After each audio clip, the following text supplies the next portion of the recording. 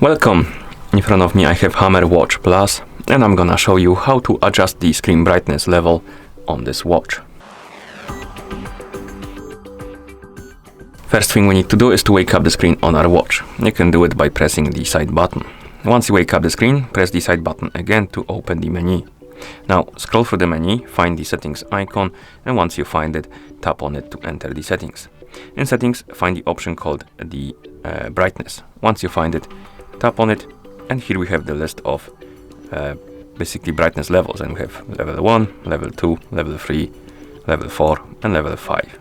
Select the one you like, and once you select it, you can press the side button to go back to watch face like this.